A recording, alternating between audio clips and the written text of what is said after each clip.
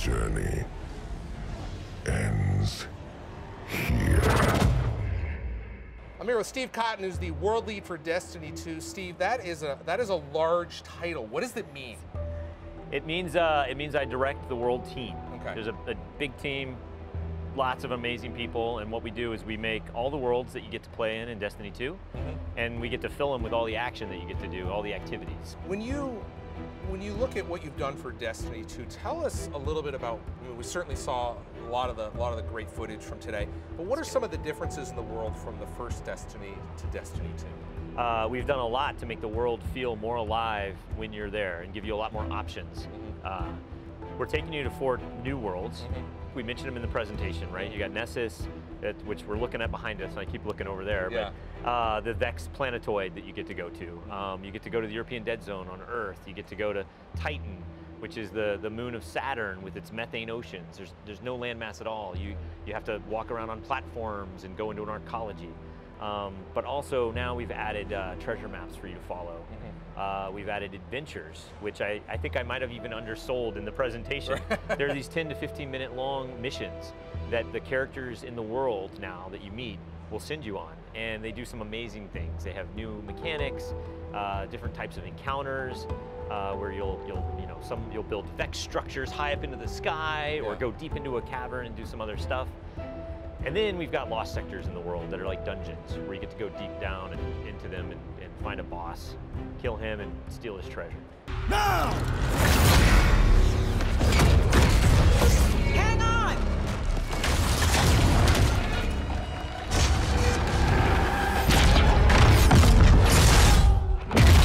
Now we talked about the environments, which are certainly part of the world, but there's so many other elements that are part of the world. Of course, the story, the weapons, and the characters, and you must look at those in a real critical eye on how they all mesh together. Obviously, the story of Destiny 2 is about losing your home and then trying to recover your power. And so everything about recovering your power is about going out and finding new stuff, finding new gear, finding new weapons to chase and make yourself stronger. It's also about the new abilities and the new subclasses that we're going to give you. So we try to tie all those in as far as like what you need to chase to become more powerful and get your home back. One thing we saw out there were some of the social elements, which was real exciting. That's always been a challenge for multiplayer games, and that was real great to see Bungie really doubling down and putting some thought around how to get gamers together better. I'm personally really excited about what Emmy talked about. The guided games feature in Destiny 2 is going to be, God, I hope it's going to be a game changer for specifically solo players like myself. Right. But also for clans, because both groups have kind of a challenge when it comes to those activities that take a number of people or a certain skill level to complete. And we have a couple of those in Destiny, and they're some of the most rewarding challenges in the game.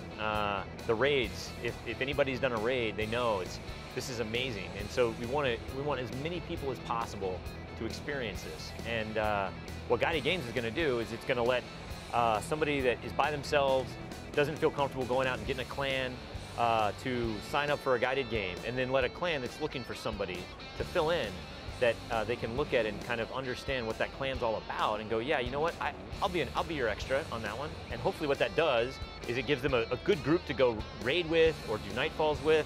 But at the end of it, you might have just played with somebody that you want to play with again and you want to join their clan or maybe be friends with them. So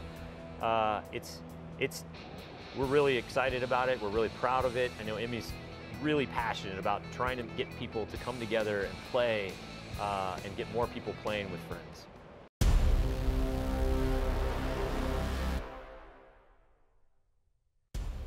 Down here in Los Angeles at the Destiny 2 reveal event, a lot of news came out of this, and I figured we'd take a listen to some of the fans and see what they had to say. Here we go. Tell me about what really brought you to your feet when you were watching it. The new supers look amazing. Yeah. Adding more of the storyline into the game itself, which I know a lot of Destiny fans were craving to add more of the lore. Well, I was really impressed by how we're going to have much bigger areas to explore. I love Patrol. especially those adventures, those lost sectors, and friendly NPCs to interact with. That just blew me away. Huge worlds, and on top of that, they look amazing. They look beautiful. I'm ready.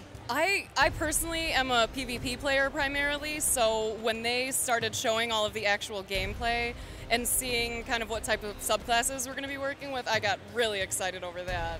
Now, what class are you playing? Well, I'm a Warlock, so I was very excited about the Dawnblade. That thing looks cool. In the gameplay that we just tested out, I wound up trying a Warlock. So you played it already? Yeah, and it was so cool. Hunter represent, one of my favorite classes. I was a Titan, but I prefer Hunter. All right, folks, so when you're playing Destiny 2 and you see the Titan, it could be this right here, okay? Right, Lola? Sorry, it could be me. Watch out.